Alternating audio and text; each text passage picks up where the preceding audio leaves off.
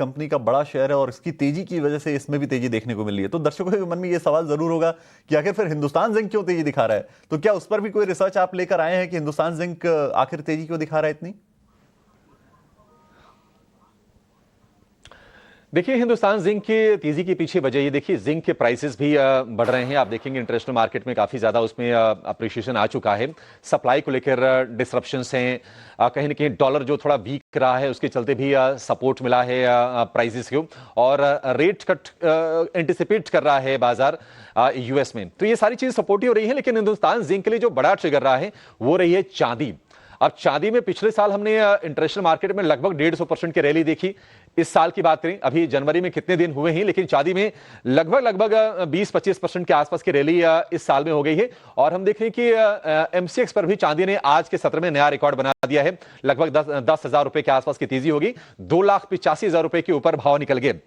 और देखिए, इसका वजह यह है कि हिंदुस्तान जिंक के लिए जो सिल्वर है वो बाय प्रोडक्ट है। बाय प्रोडक्ट का मतलब यह हुआ कि आपको सिल्वर की माइनिंग के लिए एक्स्ट्रा इन्वेस्टमेंट, एक्स्ट्रा एफर्ट नहीं करना पड़ता। आप जिंक की माइनिंग करते हैं और चांदी भी निकाली जाती है।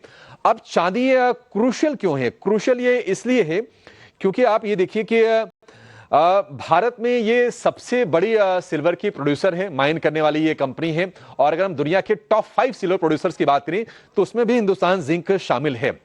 अगर हम हिंदुस्तान जिंक की अगर हम एबिट की बात करें, मुनाफे की अगर बात करें, सीधे सीधे समझना हो तो उसमें 41% जो कंट्रीब्यूशन था FY 26 में वो चांदी की रही है पहली छमाही में। तो इतना बड़ा ये कंट्रीब्यूटर है। सालाना करीब 800 टन माइनिंग की इनकी क्षमता है। और हम देख रहे हैं कि चांदी के प्राइसेस को हाल फिलहाल जियोपॉलिटिकल अनसर्टेनिटी के चलते सपोर्ट मिल रहा है। बहुत चली है चांदी, अभी भी कोई ब्रेक लगने के संकेत नहीं आ रहे हैं। और जिस तरह से परिस्थितियां बन रही हैं मिडिल ईस्ट में, जिस तरह से ईरान को लेकर कहीं ना कहीं अनिश्चितता है, जिस तरह से यूएस फेड के चेयरमैन जेरोम पावेल को लेकर काफी तल्ख हो रहे हैं डोनाल्ड ट्रंप, तो थोड़ी सी ये परिस्थितियां ना चांदी के प्राइसेस में और सपोर्ट कर रही हैं। सेफ हेवन डिमांड बढ़ती है प्रेशियस मेटल्स की, और अगर मान लीजिए अगर और चमकती रहती है चांदी तो निश्चित तौर पर जिंक को, हिंदुस्तान जिंक को आप यहां से और उछाल लेते हुए देखेंगे। महीने भर में करीब 17% चला है, 6 महीने में 52%, साल भर में 52% के आसपास की तेजी इसमें हुई है। और इस साल में जनवरी में अब तक लगभग 8-9% के आसपास का उछाल हिंदुस्तान जिंक के शेयर में हो चुका है। तो चांदी तो चमक रही है, और चांदी के चमक से कई सारे ऐसे शेयर्स हैं, हिंदुस्तान जिंक और वेदांता जैसे, जिनमें लगातार चमक बढ़ती जा रही है।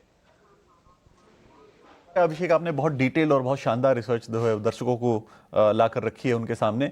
चलिए अब रुख करते हैं हमारे खास सेगमेंट